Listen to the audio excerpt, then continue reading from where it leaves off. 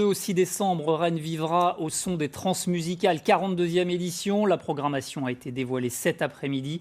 Bonsoir Jean-Louis Brossard, Bonsoir, Eric. co-programmateur de ce festival des Transmusicales. 42 groupes, 18 nationalités, contre près d'une centaine de groupes habituellement et des concerts assis cette fois. Oui. C'est une drôle d'édition 2020, mais le festival est bel et bien là. Le festival est bien là. Mais évidemment, ça va être un festival qui ne sera pas donc au parc, mais qu'on va retrouver dans plein de salles rennaises qu'on adore.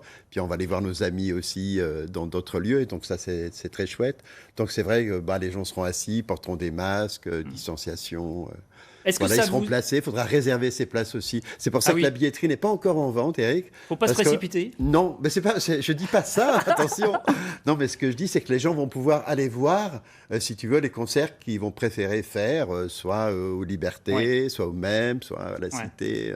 Voilà. On peut finalement presque espérer qu'il n'y aura pas de place pour tout le monde. Ça veut dire que les gens seront allés massivement dans les salles. En tout cas, il faut s'en accommoder. Les concerts, on l'a dit, ce sera Liberté, MEM, Antipode, l'Air Libre, le TNB et puis le Triangle pour la danse. C'est quand même pas mal. On va maintenant explorer un petit peu la programmation. I'm Alive, ça pourrait être finalement un cri de ralliement des transmusicales. C'est le titre de Truces. Extrait.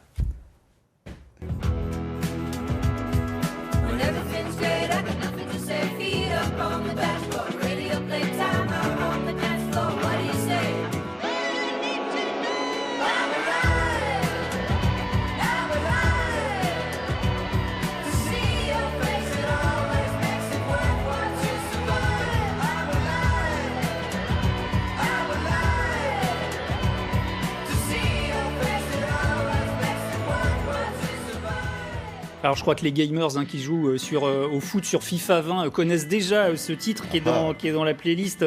Clairement, ça donne envie de danser. Ça va être dur de rester sur sa chaise. Oui, mais ce qu'il y a au transmusical, il y a toujours le groove. Quelle que soit la musique, d'où qu'elle vienne, quelque style que ce soit, ça peut toujours donner un peu envie de danser. C'est un peu normal. Alors, on sera sur sa chaise, tant pis. Ouais, on dansera sur la chaise. Truces, un duo franco-britannique avec, j'ai lu, une connexion avec Trébordin.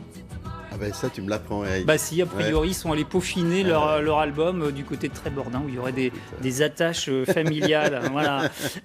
L'album, toute ressemblance avec une marque de voiture allemande serait sans doute totalement volontaire. Le jeu de mots aussi, on va écouter Mercedes, alors Death comme la mort en anglais. Voilà, Guadalteras.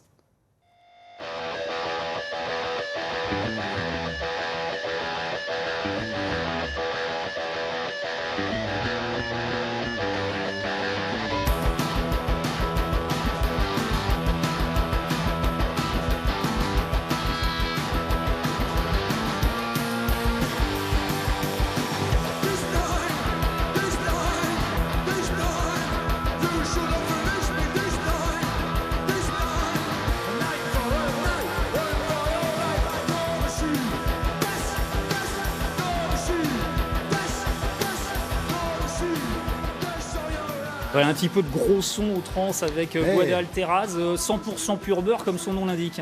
Voilà, et puis c'est un groupe de Rennes surtout, donc on accompagne avec l'équipe des trans qu'on va retrouver sur la tournée des trans au mois de novembre, en Bretagne. Alors il y a pas mal d'artistes bretons finalement dans cette programmation. Alors ils sont pas forcément là parce qu'ils sont bretons, mais je dirais que c'est sans doute parce que ça foisonne en Bretagne. Il y a du talent. Ça a toujours été. Enfin, faut savoir quand même qu'en 79, quand on était à la salle de la Cité que nous allons retrouver cette année d'ailleurs, la programmation c'était que des groupes bretons, des groupes rennais, et puis après on a eu des groupes qui venaient de Brest. Et d'ailleurs, donc c'est vrai que cette année il y a pas mal de groupes bretons et dont un chanteur qui s'appelle Briec Gerveno qui lui aussi chante en breton. Il sera au TNB avec Andrea Laszlo de Simons, un musicien italien qui vient de Turin. Encore des belles découvertes, plus soul, plus jazz. Crystal Murray, alors les fidèles des transmusicales sont peut-être comme moi, ils viendront sûrement d'une certaine massigraie, je trouve, en écoutant Crystal Murray. Un petit extrait.